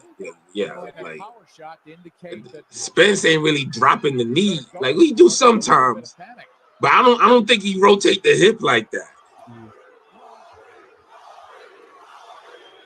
Now it's Cory. Now the switch on Cory. Fucking the whole arena was dick riders. Oh, yeah, that was a perfect right hook right there. Yeah, that's a good one. Never been under this kind of heat. So far, he has passed. So you got to have more of the body mechanics in your favor when you throwing them lefts, yo, as a southpaw. Two fighters who maybe don't have their legs fully under them. One because he hasn't been here before. Cory listen Lattimore to the body. Good point, but he's fought so infrequently lately. Spinks a fight a year. Another right hand landed. That's probably a round for him. Draining round. Mostly on the inside. A lot of pushing and Good holding. fucking That takes a round. lot out of a fighter. So we getting Spinks versus Lattimore, but we ain't getting Canelo versus Benavidez. This is literally what we wanted from Canelo against Benavidez. Beautiful. True. Early spring night here in You fighting a younger nigga that might beat your ass, but you standing in the pocket saying fuck that. Has turned up the volume from the opening bell in this one, from the introductions, when they made Lattimore the crowd favorite. It's your round right here, brother. This is your round. I guarantee you. Dig that body. Here's where the fight starts. Bam. Okay? Here's where it starts. How you feel? Good. Let's go get it, man. All right, seconds up. Yes, well, ring girls look like they didn't get a whole bunch of surgery either. With a puncher, you know it could change. I don't know. Jake Paul be having like the best damn ring girls, yo. Not that Lattimore's behind, but Spinks, I have to admire him how he's dragging. And it be like different ones, yo. Like the top rank be like recycling them. Of course. Spinks is getting more aggressive. First defensive move I can recall Lattimore doing. Right. Lost his mouthpiece. Nice. That's a little quick spotty headshot. Starting to fire in combination. A lot more volume. A little elbow from Lattimore outside Earl Morton's view. Lattimore right inside, but Spinks knows how to fight. Bring that shoulder up, nigga. Nice uppercut. He's rolling with some shots. Here comes Spinks forward as he digs a left to the body. Not a lot on either man's shots, so maybe his pace is catching up. It's not been a hellacious pace by any means, though, Steve. Cory Spinks, the former champion, has been on the floor, dropped in the first round by the 23-year-old. But it was just crazy seeing Cory catch all these shots like flush like this. Yeah. As we get close, I'm laughing at myself because 31 fighting a 23-year-old. Ooh. It's been up to the judges. Yo, niggas ain't built like that now. Phillips, the last one. There's a right hand. I mean, that was a disputed loss. Very close fight. Yeah, I thought Verno deserved the decision. That was a nice right hand from Lattimore. That's his punch. Natural right. He's got a good right hand for a southpaw. Got that hook and uppercut. They want to land that hook, but now it's arm shot. Yeah, now arm punching now is going on. Spinks overhand left. He didn't get all of that. Lattimore is not able to let his shots go in. But the work rate, though, you don't see the good work rate. At least once or before they actually have work rate. Not going to be able to let those shots go on the inside. I'll tell you, I'm one of. Yeah, them niggas used to have a work rate. You know, I know. Them Kasim Uma fights with Verno Phillips. Yeah, work rate. The way he has battered his way back into this fight slowly without grappling. Been commendable. Cory brings the guard down, throws a quick two-punch counter. I would agree with what you just said about being entertaining. Sometimes he's been. His fight with Zap Judah, the first fight. And the second fight, both. That craft. See Cory using that right forearm to carry the shot. Is it from fatigue? This is not looking good for Lattimore, Nick. The one right hand landed. Yeah, this is where he needs some rounds now. Swing momentum. This was a Cory round through and through. Yeah. You see that Lattimore was just damn near sagging on the ropes. Yeah, Lattimore was eating some shots, though. Yeah. I'll give him that. he ain't getting ready to get no better. Yeah, I like that he was over there just using his elbow, just parrying the shots like that. Slip the shoulder in. Yeah, that's someone that got drilled his fundamentals. Yeah. That's why Floyd and Spinks fight would have been so great, because you would have had two boxing families going against each other. Right. Where you're not really gonna get that like now. Hell no, you won't. Yeah, I mean, shit. The fight itself would not be aesthetically pleasing, but Nah, at 154, like that's where it would have to happen. I think it would be decent at 154.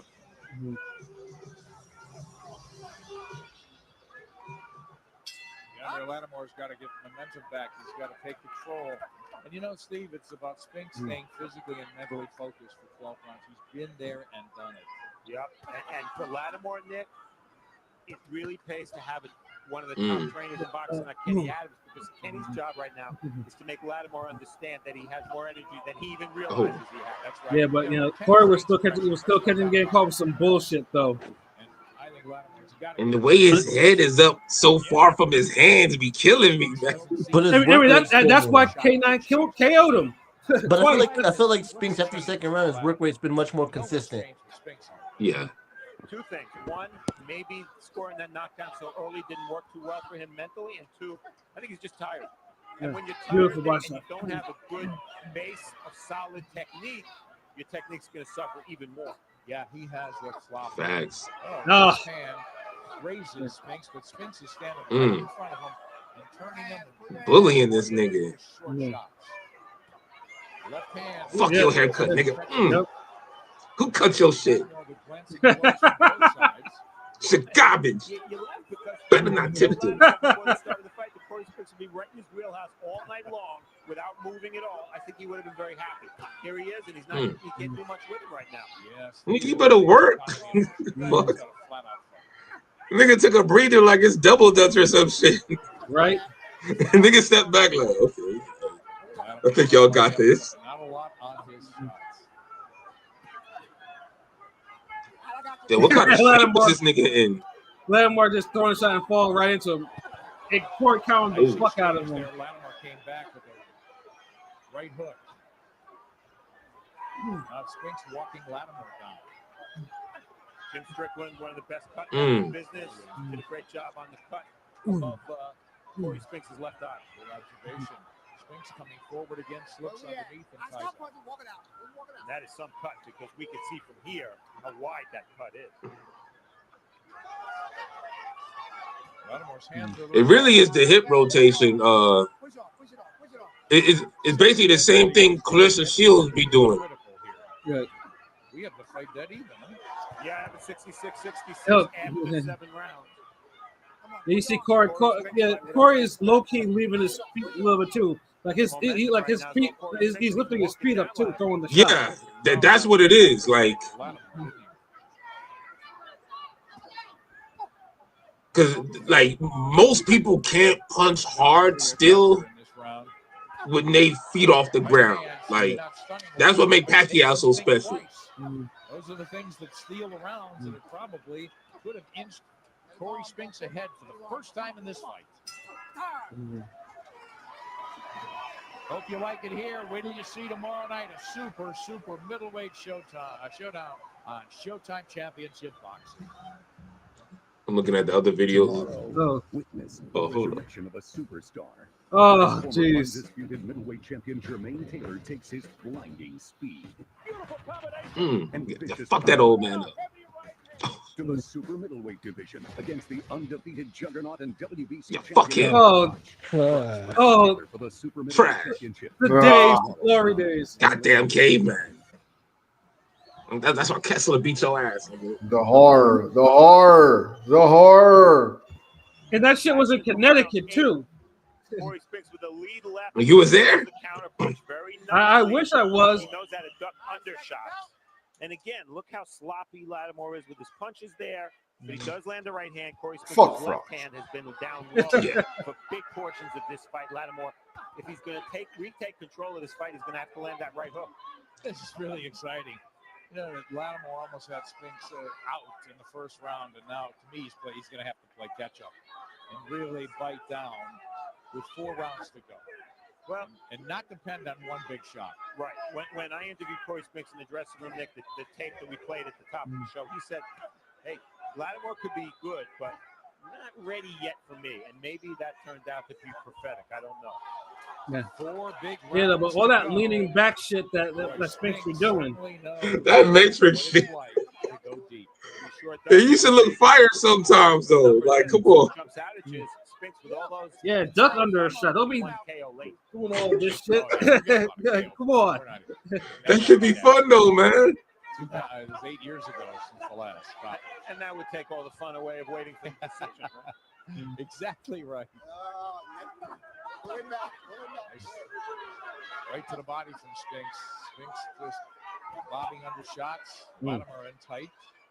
Trying to land. Trying to get sharp again.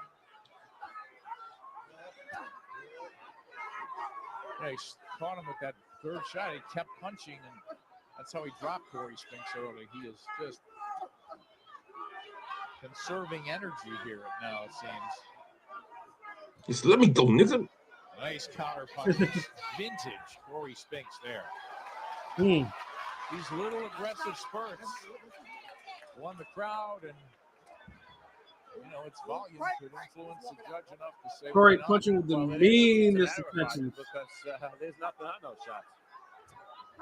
Very little from Lattimore. Yeah, there's a reason Cory Spinks has scored no knockdowns or knockouts in 8 years. You know, Steve, this is just what Spinks wanted. Look at Lattimore. Lattimore mouth is open as shit too, like mad open. Based on what I saw earlier. Nigga smoked the damn menthol for he into this shit. This has been masterful for Spinks. No, maybe not classic and pretty and brutal, but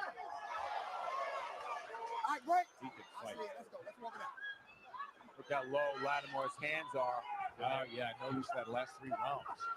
I ain't gonna lie. I think I was in better shape than this at 23. What do you do if you're Spinks? Shit. What do you do? You're doing everything perfectly.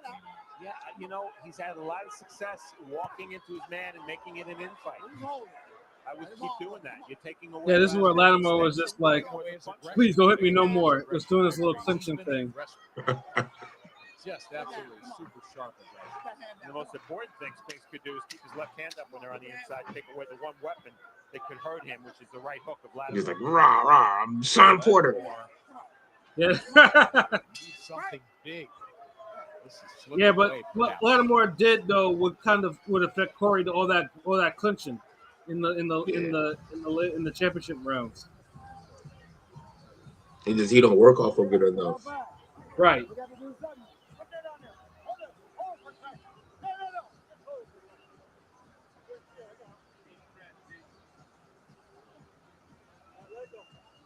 What the hell are they doing with that eye? Where's the they're clearly missing some equipment in that damn corner for that eye. Fucking janky promoter ass corner right here. Y'all niggas got a condom? Fill it with water. I'll show y'all something. Wait, what? Damn, then you rubbed it with your gloves. Like, what the fuck?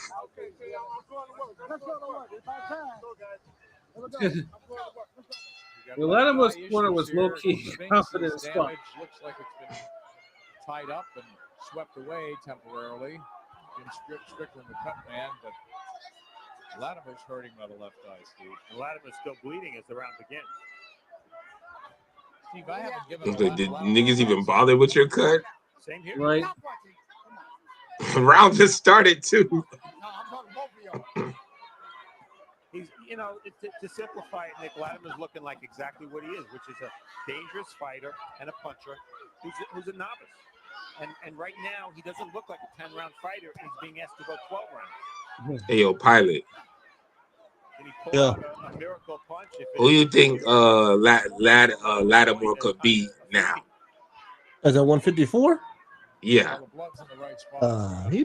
I think he'd hang tough. I think he beat a few guys. I don't know. Who do y'all Name him, think? nigga.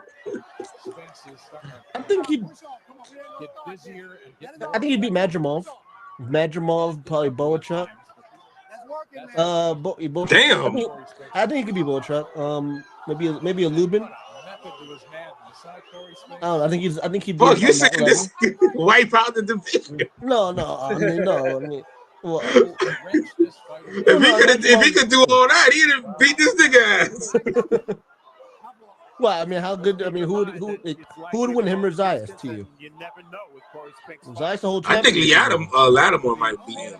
Zayas the champ, so you know what I'm saying. Zayas the champion. So. Who ain't fought shit? And ducking Ortiz. He ain't want that Ortiz smoke. I don't know. Ortiz be saying everybody's ducking him and shit now. I don't know if I believe Ortiz. I ain't gonna lie. He be saying everybody today. He said Boots and Jamel. I mean, I feel you, but Boots be saying like I don't know, like all them niggas just sound the funny style, but they do. Yeah. But Ortiz resume literally like one of the best at that division, so. Cory Spinks' left eye shredded open. It ain't hard for him to say like niggas is ducking. It gotta mean something. An example of Spinks' experience. He got clocked. There were no second or third punches because he. Damn, this nigga Spinks getting tired now. Very simple. Yeah. That clinching got the best of Spinks. Yeah, this is a rough one. Want to zap a old nigga energy? Clinch. And that was Lattimore fight best shot. Like in the last 3 rounds. He be missing them damn close ones.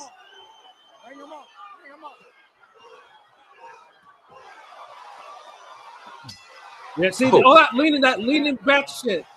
That shit used to drive me crazy. Like, like, bruh, move to the left, move to the right. Like, you don't need to be like, See, that's what I'm talking about. See, when I be leaning back, I lean back at the angles and shit, nigga. Like I be swimming and shit. Like this nigga Matrix go completely backwards and shit. Yeah, and that's the whole reason why Lattimore was able to kind of low key bust him up, cut him up and everything like that. Because it's like left, right, no, like just go straight back. Low key, Sergio Martinez had the same problem. He did. Better. There were more exchanges. Both guys found the energy to power punch. And it was Cory Spinks doing the holding the 2 or 3 times they clinched in round 10. I gave the round. Like, nigga, I'm 31. This is a very close fight. What else would we expect from Cory Spinks? Yeah. Oh, this is drama. Lining his own chin up. Boom. Niggas like here. Like this one. Took over this fight until that last round. Again with that shit. Hey, come on. And it looked for a hot second he was going to go down. But it was just a balance move. Nice jab. And feet getting tangled. Oh! Yeah, that left hand had a car tie on it. Yeah. Respect my authority. This fight is for the IBF Junior Middleweight Championship. Deandre Lattimore in the black and gold. And in the white and black, Cory Spinks, former champion. Lattimore came out of nowhere last year as an opponent, knocked off Saku Powell, and found himself fighting for the title just months later. Now in the 11th, a place he's been only once. Spinks runs into the shot there. Lattimore. Oh. Still lining himself up. And see, the 154 niggas are taller, so they be like landing them shits more. Lattimore, I know he's only 23, Nick, but there are no promises in boxing. He's got to fight these last 2 rounds like his life depends on it because he may never get a second chance. Sort of score. Facts. But you're right. Lattimore could. Where we at? Break. Slip down the river. Break, motherfucker. These guys are tired. They're both cut. They're both bleeding. Their vision seems to be impaired. A little deeper, Nick. It's a close round again, Steve. Very sloppy. They're both very tired. And Nigga was yelling break like the bus driver from Philly. Right. Cory Spinks, power puncher. Man. Yeah, just seeing Cory just go for it is just like 45 seconds no legs, but it's like, yeah, gotta stand my guy, gotta stand my ground. Here in St. Louis. With long ass arms. Spinks is doing it by memory. Lattimore doesn't have those memories. I swear his arms look like they right at his knees or some shit. Hands free. Let's go. Lattimore trying to will his way to let his hands move. Pull him down. Come on. Fuck, this made me want to fucking work out now. Pull him down. Come on. That favors Spinks. Oh, nice left cross. All right, break. No punching. Lattimore can't get unfurled here. A very close and vital 11th round. 1 to go for the title.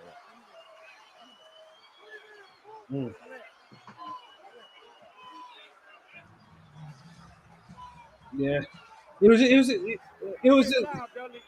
just. I mean, this was literally the beginning of the end for Cory Spinks. Yeah. But it was just crazy. But it's still crazy to me how Lattimore had all the chances in the world to find Spinks' chin, but K9 finds it twice. Like, come on, like. But K9's an older, more seasoned nigga too, And more explosive, and K9 had actual power in his right hand. Yeah.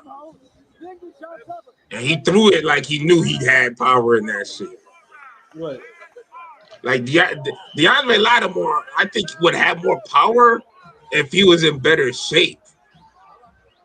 Like, it's like after like the 4th or 5th round, he wasn't throwing like that. Rest on this one.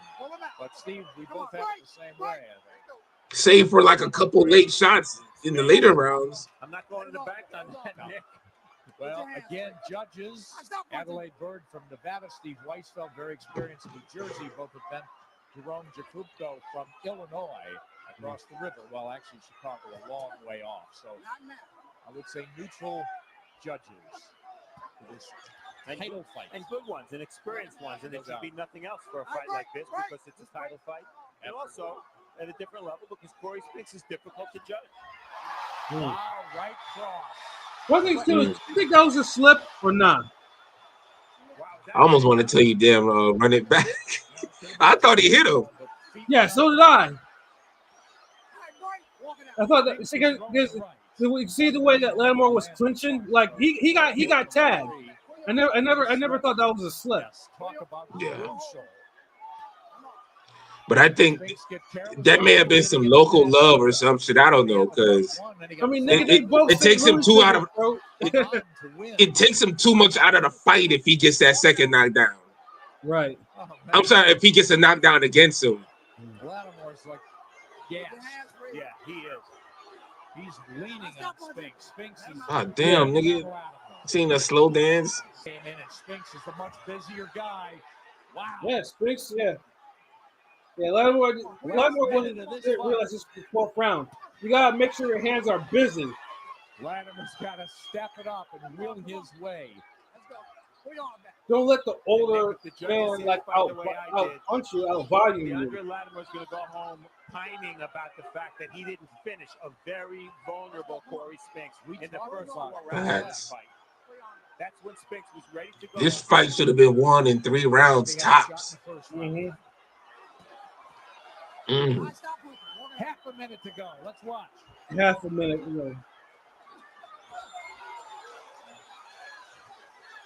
Oh.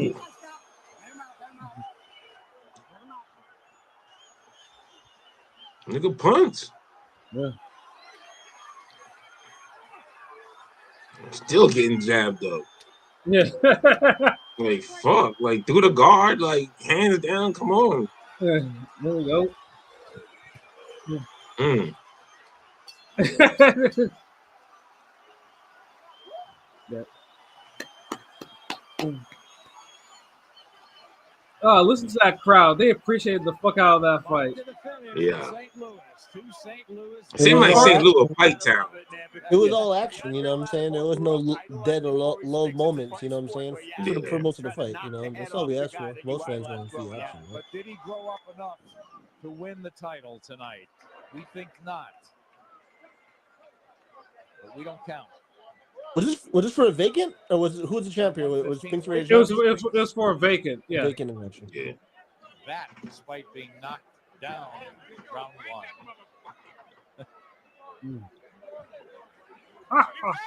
Over in America. Remember Kevin Cunningham after 4 rounds said, just give it a couple more rounds, then it'll be yours. It's amazing that Don King is still alive, kicking. I'll tell you, in 2025. I'd be panicking in that. That man is 94. On the floor. Niggas be living forever. Key moments here in the 12th round. It was Spinks' round anyway. Yeah, that was. That's a slip. I mean, It's not a damn slip. There. It didn't look like it landed. He was going down. Wait, He what? landed that shot. Exactly. Yo, run. Yo, you could run that back? We're going to see how the judges call it once again. Adelaide Bird comes in from Las Vegas. Steve Weisfeld from New Jersey. Key moments here in the 12th round. It was Spinks' round anyway. Yeah. Nah, that's a slip. I mean, Cory Spinks. Not a damn The slip. punch was landed and thrown. Like, Yeah, exactly. you know why? Because they're looking at it because it didn't land clean. Right. But he wasn't off balance. Force knocked him down. Like, Adelaide Bird comes Yeah. in from Las Vegas. Steve yeah, Weisfeld that was that. Hey, fuck that. Extremely experienced in title fights. Jerome Jatupko from Chicago. Tension here. Spinks You got a fucking big head pause. No wonder the Spinks couldn't miss. Corey, they couldn't stand him when he walked into this. It was Fucking Jimmy Neutron head. by Cory Spinks, and you don't necessarily expect a fighter to win who has the physical. I mean, even in 2009, that haircut is unacceptable. That shit ain't never acceptable. We will see. This is round one, Nick. And that was a flush left hand. There was really no follow-up punch. Cory Spinks grabbed Lattimore. I mean, they damn near felt almost in a similar fashion, except Lattimore's leg wasn't stiff-legged like that. He was up early, Steve. Just wonder how badly he was shaken. Slow motion ass fall. But he got hit a lot in the first 4 rounds. 4 rounds that were dominated by Lattimore, and then slowly this fight changed. And I gave Lattimore 1 round from 4 through 12. Well, God damn, see? The only score that counts as we go up to ring announcer Mark Lichtenfeld. Ladies and gentlemen, let's hear it for these 2 warriors that fought their hearts out for you, St. Louis. Yeah. I know St. Louis boxing misses these days. After 12 Facts. rounds of championship boxing, we go to the scorecard. Judge Adelaide Bird sees it 115-112 Spinks. Good scores from this bitch? Yeah. Scored about 115-112 Lattimore. Boo. The fuck? Horrible score. Yeah. Scores about 114-113 for your winner by split decision and new IBF Junior Middleweight Champion, Cory Next Generation. When Adelaide Bird has the best scorecard, that says something. This fight was not that close. Like it was competitive, but it was a clear fight though. Like it was a clear win. Like a 115-112 for Lattimore was egregious. Yeah. Do the boos for that one. Would y'all say the Spinks is the greatest family in boxing, or I mean, what would y'all? The Spinks family. You know what? They're really up there. Like, you can say that, right? They should. Leon, Michael, and Cory. Yeah, it's a heavy 3. Was down in the first round.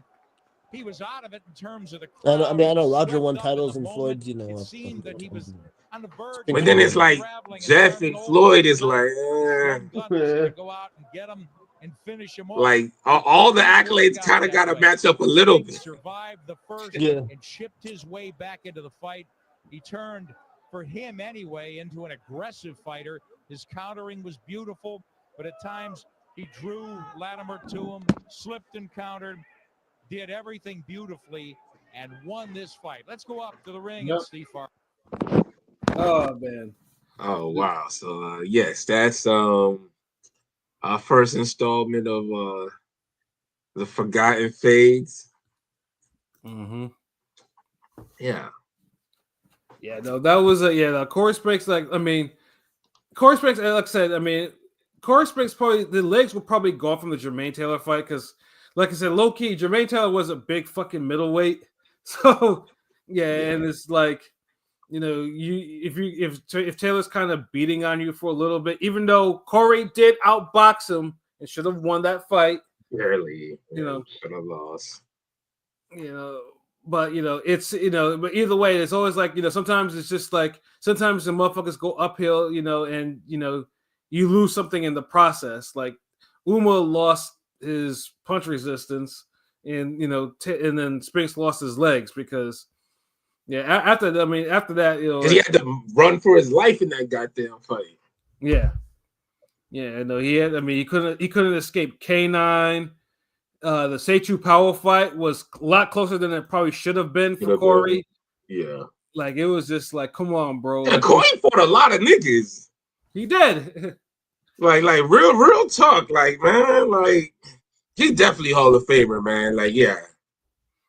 Yeah, and like I said, I remember watching Corey's last fight against Carlos Molina because it was on ESPN because I remember that, because Artur Sapilka and Mike Milo had a damn near fight of the year on that fucking shit. Like, I still remember that. Yeah, I remember that shit like day. And I remember seeing Molina beat on Cory Spinks like it was nobody's business. Like, it was just like, what the fuck? Like, like Molina won by like 15 on one of them damn cards. Like, he was beating on Corey like it was like a slow beating. Like, and I was just like, he had no power. Yeah, Molina had less power than Spinks. So yes, that's where Spinks kind of bowed out after that one. It was just, the legs. If you can't escape Carlos Molina's, and I like Carlos Molina's like as a fighter, but that fight was not supposed to go down like that. Like, Carlos Molina's not supposed to win by 15 on no damn card, like, at all. Yeah, facts. Like, what the fuck are we doing? Yeah, but that fight, like it with Lattimore. I just wish that Lattimore kind of learned from that fight, but he never really did. And like I said, Lattimore had power and everything like that, but I think there was a clear level that he was at. Like, if he was going to catch a high level fighter, that was the Spinks fight, because after that it was just like, any fighter that had some pop was going to give him a lot of problems. And it's like, bro, you're 23. Like, where's the effort, my nigga? Like, if you could have duplicated the first 2 rounds for like fucking just 6 rounds, like, nigga, that fight's yours. Like, you barely fought a hard 4 rounds. Exactly. Like, it's bad that Lattimore was done with boxing before Cory Spinks was. yeah, that's the crazy part. But then it's like, it's the caliber of fighter, bro. Like, Lattimore was supposed to be champion that night, but he just didn't have a certain intangible to actually beat someone Cory Spinks. And then with Cory Spinks, though, you saw his intangible. Like, I know most people always down the footwork and the running and stuff like that, but Corey could fight. He was a legit fighter. Yeah, bro. Like, boxing was in his blood. Like, the instincts and shit he do. Definitely a fucking boxer. Like, he meant to box. Yeah, and it's crazy too, because even before you mentioned that fight, because I know before it's like because Cory Spinks has been really quiet in his retirement. Like, no one really brings him up except for Andre Ward. Andre Ward calls him his big brother and shit like that. And and I never hear Ward talk like that. So it's that's crazy. I've never even knew he brought him. I didn't even know them niggas knew each other. Yeah, no, I didn't know either. But when Ward, because Ward, I think Ward was talking about like the whole boxing, like hit and not get hit and stuff like that. And he was like, and he mentioned, and he brings up Cory Spinks, he's calling him his big brother and everything like that. And I was just like, God damn, that's probably like the most random shout out I've ever heard, especially coming from Andre Ward. So, but yeah, no, Cory, I don't know, Cory, I don't know if he'll be more appreciated, but like, he hasn't fought in like it's like 14 years almost 14 years. It's just like, dude should be more celebrated. Like he's a 2-division champion. He's a former undisputed champion. Like dude should be more celebrated now. But yeah, like and that's my whole thing with a lot of these boxing podcasts and platforms who y'all kind of really only glaze and hype up like the pound for pound fighters of certain eras. And it's like there's been a lot of great fighters, pound for pound guys who never reached that superstar level or didn't stay there long enough, but had good, solid, or maybe even great careers. And y'all could mention them more. Like, no, we're losing recipes because there's a guy on my server who's really adamant saying he thinks Devin Haney, the mythical matchups. He said Devin Haney definitely beats Zab Judah and Cory Spinks. I'm like, what? No, he doesn't. Get the fuck out of here. I was like, no, he doesn't. But he just thinks less than him. Maybe because he's a little younger. But I was like, no, you're tripping, bro. Like, what the fuck? Gotta be it. I don't think Devin Haney beats Prime Broner. That'd be tough. That'd be a tough fight. Yeah, but like I said, it was good though going down just watching the Cory Spinks fight where you see Cory just biting his gum shield down and just take the fight to the younger fighter and get himself a decision. Hell yeah. Like that's what you got to do sometimes. Sometimes you can't box your way out of a fight. Sometimes you got to fight your way out of a fight and then box to take control. Yeah. And that's what Spinks low-key did.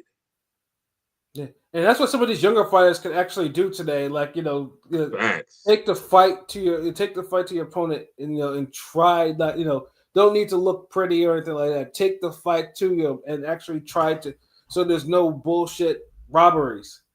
Yeah.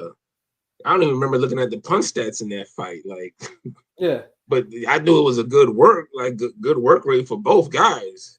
Yeah. It's just like Lattimore was tired for 40% of the fight. Yeah, exactly. It's just like let's say a fight like Roach versus Tank. Like Roach could have probably had Roach took the fight to Tank in the early rounds rather than the second half of the fight. I mean, it would be we'd be getting that rematch. Yeah, exactly.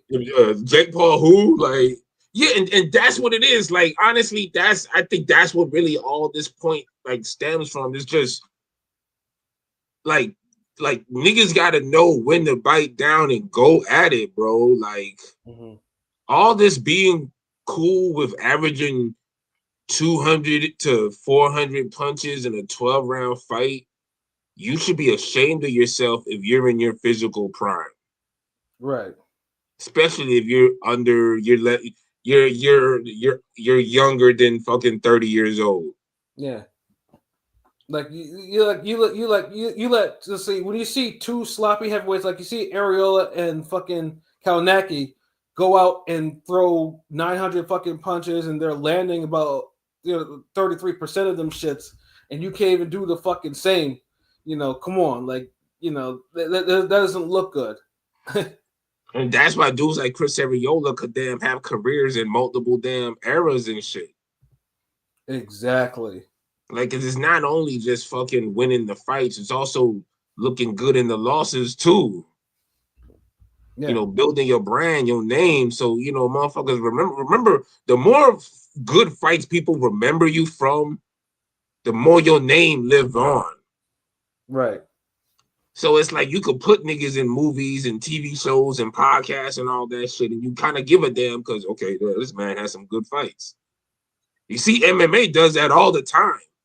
Yeah.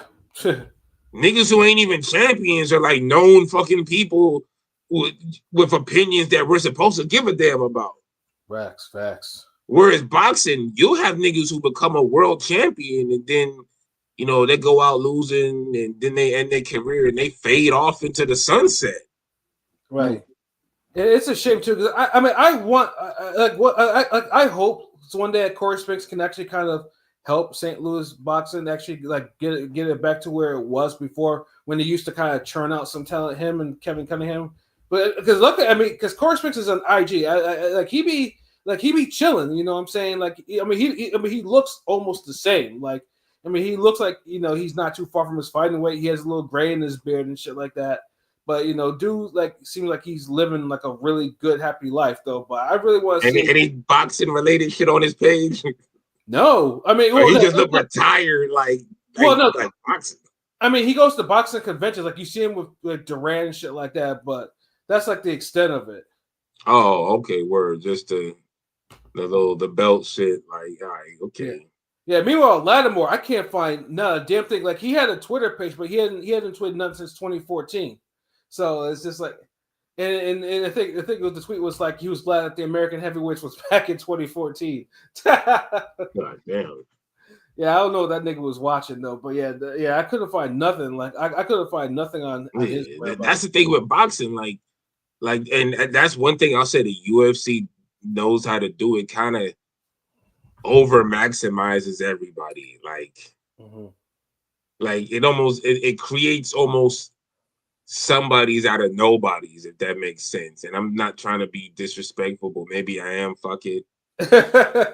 No, you're right. You're right. Like, Gabe Rosado record niggas get heralded in MMA, UFC. Yeah, like and no, I mean that Gabe Rosado's Gabe Rosado. He's cool and all, but like on average, them niggas in the UFC are like legends, right? Whereas Gabe Rosado, like, we fuck with him, we cool, like with him and everything, and you know, and he's good for the sport, and he, you know, he could articulate, you know, he knows the game, solid career and shit, but like, you know, we'll easily like take the world champions and shit to idolize and talk to and want to see in other shit than a Gabe Rosado. Right. Like in the UFC, a Gabe Rosado would have like an award-winning podcast. Whereas with boxing, it's like, nigga, like, I mean, he's got a podcast. He does have a podcast with Mars, but yeah, no bias. It's not fucking like, you know, all over our. Yeah, because Gabe Rosado with Mario Lopez, who the fuck cares? Yeah, but the problem with Rosado is I remember when Rosado said something about Devin Haney, and Devin Haney just was very quick to kind of point out. No, I saw that one. You know, I saw that one live. I saw when he was on the Boxing Voice, and he was talking shit. Not even talking shit. Bill Haney comes on dissing his record, like just right now. Like Devin Haney just said, "Oh, that's why Brian Norman Sr. was a bum, 1811 bum, and got knocked out." He just posted that. I was like, no wonder where he got that from his pops and shit. You know? Yeah. Yeah, Rosado. Yeah, like who's gonna like? No one's like gonna like. If someone says, "Okay, hey man, I got a podcast with Mike Tyson," they're like, "Okay, podcast with I mean, and honestly, I'm not even gonna put Ward in the conversation because like I like really, but anybody else like Tim Bradley talking in the car is like better than half the UFC niggas they parading around in these shows. And shit. Like, but that's real talk. That's a Hall of Famer. Like, yeah, it's fun too because I mean I've listened to Bradley's rants in his car. Yeah, I know this motherfucker looks like he might be slightly faded too, and be going off on these rants, bro. That's what I'm saying. It looked like he step outside, have a couple drinks, and he get in that car and just his YouTube channel. Yeah. I be listening though. He's funny. He's funny to listen to though. But he definitely seems like he's maybe he's high off life. I don't know, but he's on some shit. But he say he happy. Like it's almost like that damn low key Kwame Brown energy. Like you just vibing out in some cornfield, nigga. No, like, Timmy was fun. Like when Andre Ward was on commentary, Tim Brad was just a comedic relief and funny. Like he'd say the random funny shit. But you know, and once but he was more. He told the truth about the fight more than Ward did. Ward would always speak with an agenda, and don't let him get in there with Max Kellerman. Yeah, but I'm saying since Ward left, a lot of people don't like Tim Bradley's commentary because it's just him now. You need somebody else to balance it out. Well, yeah, you know the best iteration was Tim and Teddy Atlas. Tim and Teddy Atlas was the that might be a low key like GOAT combo right there. Like it's the passion the fucking awareness. It really wasn't no bias either, no The knowledge. agenda. Like Yeah. They they both just got called heavy it how it knowledge. was. Yeah, and then obviously, the most infamous thing, with Pacquiao and Horn, where they were both in the sun and they were drinking, and and they said some of the wildest shit I've ever heard someone would ever say in podcasting. And that low key kind of jump started Stephen A's like popularity in the boxing world too. Yeah, it did. For better or for Yeah, worse. I remember all that shit. Like, yeah. Mm-hmm.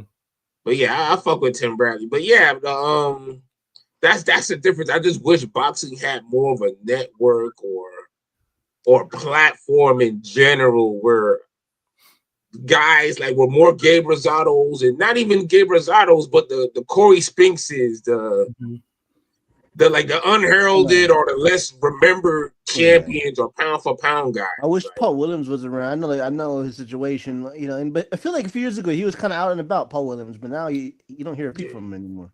Yeah, 1 minute he's training, next minute he's not though. Like, yeah, Paul be in and out, and it's just it's and of course, I mean that's a shame, That's a dream. Yeah. And I love to hear what fucking Rocky Juarez got to say about like some of his career fights. Like, I think that nigga living a normal life.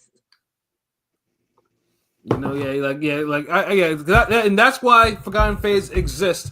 Just like it's just because like I said, there are plenty. Like, I mean, if you go on the website, I've written plenty of articles, and there's still plenty of fights that I text myself or I put on a file on my computer. Then I'm like, okay, I might go do this. I might go do this next. Like, there's always a Forgotten Fate for me to write about. You know what I mean? Like, honestly, like, this shit is especially for the damn low times in boxing where nothing's popping, no fights, not even a fucking influencer bout, or not even the Gilly fight is on. And it's like you need something like I'm taking the bare, like not even pro box, like I'm getting to the bare nitty gritty, like the fucking Bad Girls Club clips ain't even on the timeline no more, nigga. Like, it's dry, nigga. Like, no action, and the nigga just be like, yo, man, I recommend like some good old fights.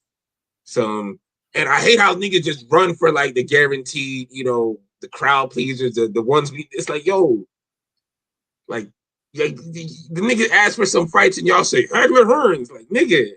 Yeah.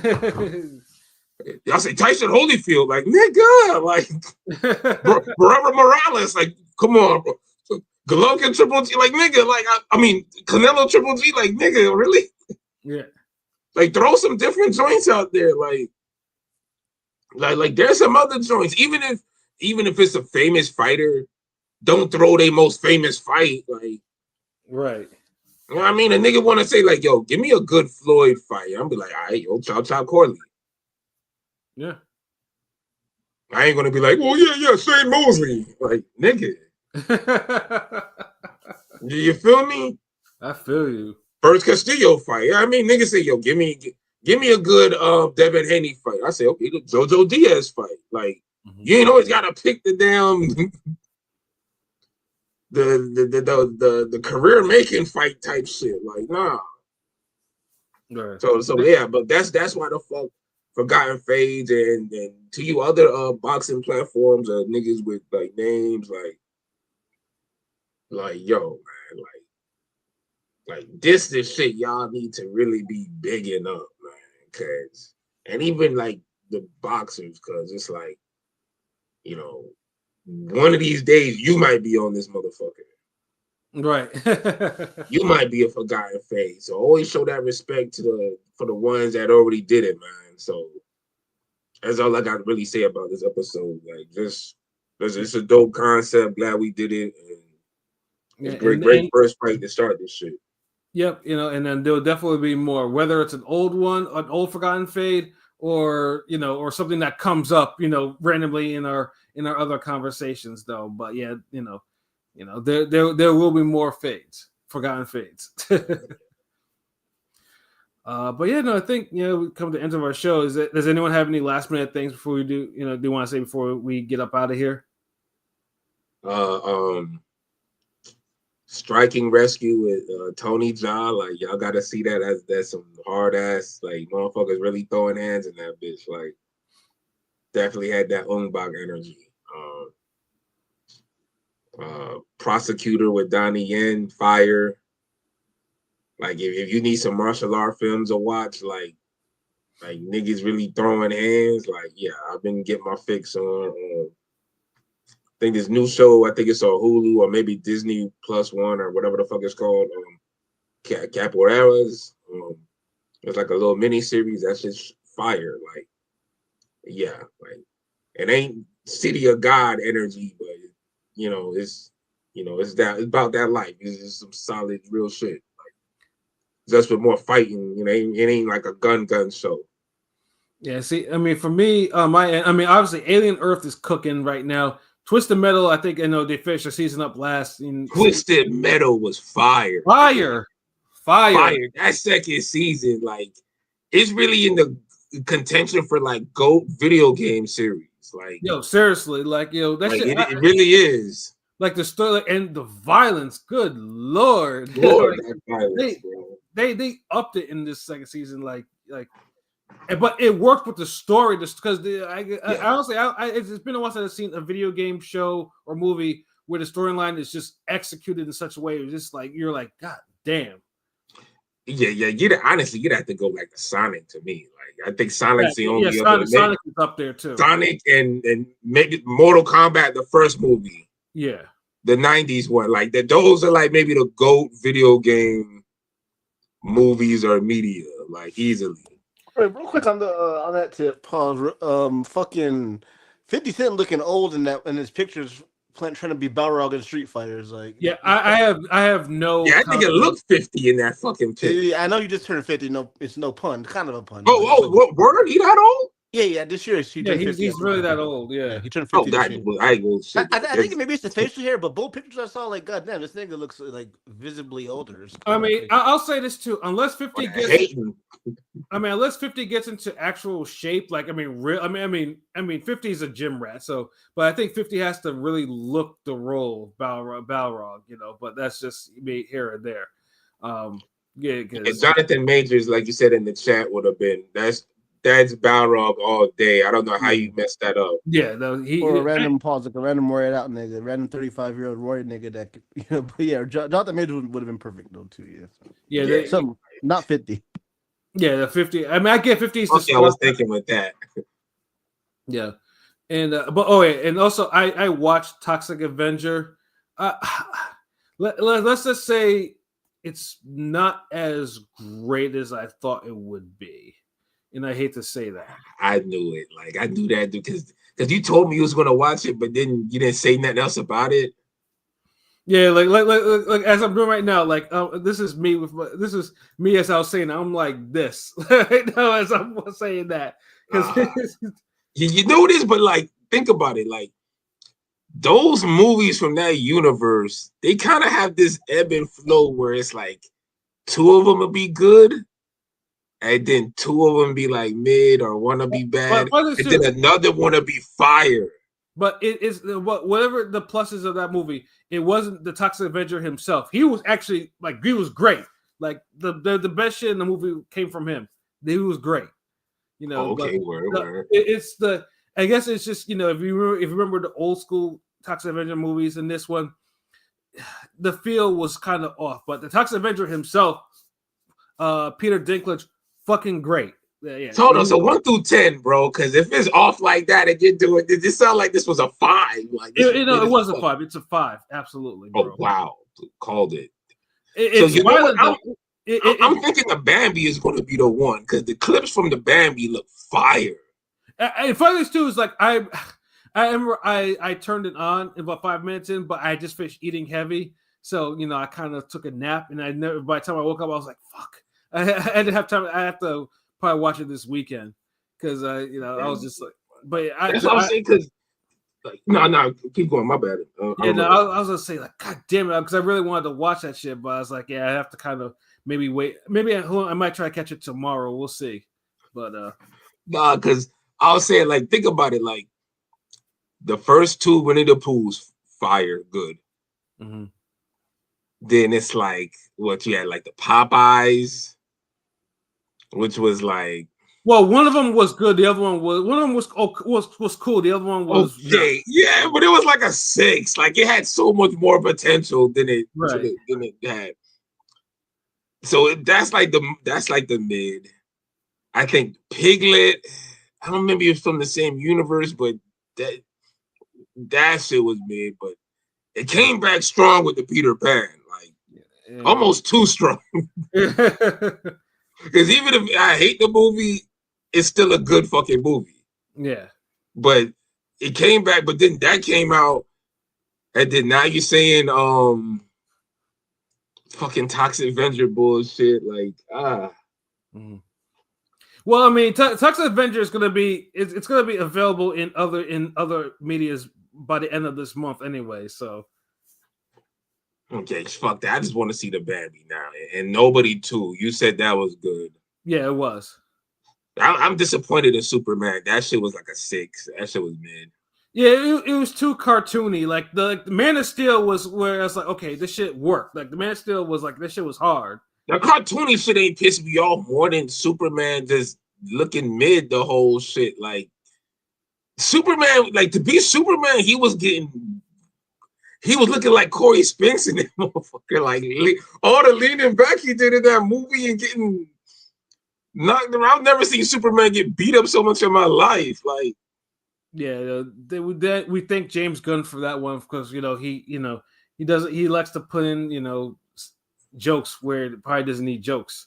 You know what I mean? Yeah, that too, but like even the dog, the shit like was corny for like 90% of the movie. Like it just like I don't know, like he tried too hard. Then it felt like Superman felt like he had the powers of fucking Luke Cage. This is fucking Superman. I don't remember Luke Cage getting thrashed like this nigga was. Facts. The movie started with him damn taking a nap, like like a nigga bodied him. So it's just I'm just like it's too many characters. The best thing about that fucking shit is Mr. Terrific. That's it. Yo, facts. That's also facts. Like I want to see a whole series or a movie with that nigga. Like I don't fuck the mother dudes. A Peacemaker been fired though. Yeah, Peacemaker's definitely been fired too. Yeah, like that show can't do no wrong. Like John Cena was made to play that fucking role. Like facts. But yeah, no, yeah, we'll definitely have some. Yeah, we'll definitely have some more like short-handed movie reviews, or maybe some long-handed ones. If we designate some actual segments, segment time for that though, for sure. Because there's been some like I'm actually gonna probably go see Conjuring: The Last Rites part of this weekend too. So I'll let you know because what's a universal movie that all of us will want to see? We haven't had one of those in a little minute. Well, the last one since we did the movie on the platform, the sequel shit. Yeah, that was fire. Yeah. We got. And I think Squid Games too, right? Yeah, Squid Game. Although I didn't like the last season of Squid Games as much as like it was just because they fucked up the ending. Like it made it pointless. Like it made it pointless. Like y'all, like the whole baby shit. Like it's like I get where it was going. Like what it was? It felt like they like 50 Cent guess right part of them Squid Game. Yeah, and all they did was just set up for the American version of it, which I guess is going to be the next thing we'll see for Squid Games. They wrote it into a corner and didn't know how to gracefully end that shit. Right. And niggas died that didn't have to die. Yeah. And the whole baby is like if the whole point is the baby to go with the evil organization, then what the fuck? Yeah, that should. It didn't land at all. Like it was almost a damn near Netflix ending. Yeah, it was a step. Yeah, it's a step above a Netflix ending. It's because it's definitive, but it just wasn't a good ending. That's all. Like fuck that. Like right. Like a Netflix ending is a Netflix ending, but then you just have like shit that's not good endings. Like facts. And the fucking part, the crazy part is real quick. I fucked with the games from the last season. The bridge shit with the jump rope. Yeah, that shit was hard. Yeah. That shit was hard. The fucking the shit at the very last end was hard, and I think something else I can't even remember, but yeah, they definitely they badgered that nigga to write 2 more seasons, and y'all got it all right. Even he said he didn't like the way it ended. Like exactly, but it's like you gave him the money, so he did what he did. He did what he could. Yeah. That's to let me know if you know you got a hit on your hands, you got a hit, because that nigga was damn selling that show for 10 years before niggas said, all right, you know what, fuck it, here, make it. Mm-hmm. But yeah, the great show, Pat. Great episode, Forgotten Fades. Mm-hmm. And shout out to King P Pilot for holding it down. Appreciate it. Yep. We'll be back for Monday, where we have, of course, Canelo Crawford as well as Monster and Akhmadaliev to preview. So definitely stay tuned for that. I'm pretty sure there's gonna be a lot of people, a lot of things. This nigga shut him with yawn. Like for both of them fights, like this is the first time I'm not excited for a monster fight. Like literally. Yeah. Well, I know he said about the goddamn hopefully by then we know what fucking platform that fight's actually even gonna be on. Throw that shit on tomorrow. Tubi, Speaking of tomorrow, we got Oscar Iglesias versus Shishkin, the Cuban. Hopefully, he pans out more than Morel has. He's a Cuban killer, so 168. Pro box. But it's kind of like because Eye Tiger's gone. Remember, like ESPN being gone for Top Rank, Eye Tiger's gone. The Canada bullshit's gone too. You know what I'm saying? So all the Canada Thursday cards ain't on. Ain't easily accessible anymore. Yeah. But whose fault is that? Top Rank. There you go. But we'll do that, and I think there's a Pro Box card on Friday, too as well. And then they just announced that Oscar Valdez will be fighting ESPN Deportes, his comeback in Mexico. So if you want to catch that at all, but yeah, like I said, we'll be back. Reduced to ESPN Deportes now. Yeah. There's a lot of top ranked fighters that are going to be fighting on different platforms and cards over the next 3 months for sure. I'm positive. There was that Stars rumor. You're better off going to Tubi. I'm just saying. I know it sounds silly, but I'd rather have them niggas on Tubi than Stars. I don't know. Dude, I've been telling niggas that, like, y'all, like, yo, like, especially if you one of these niggas who you're like more of this color side than the other side investors, hit Tubi. Like, boxing on Tubi like would make moves. Yeah. Like real talk, but yeah, man, yeah, pilot. So yeah. Thank you. Like I ain't the only one seeing that shit. Yeah, word though. But yeah, we'll be back on Monday. This is a great show and everything like that. So for myself, Pat Scorpio, New England representative, for LB Showworth, the God, the Go artist, for King People, Nigga, and for Conscious Pilot. This has been another wonderful episode of Real Talk, Forgotten Fade edition. And as always, if shit's real, we talk about it. So until next time, peace.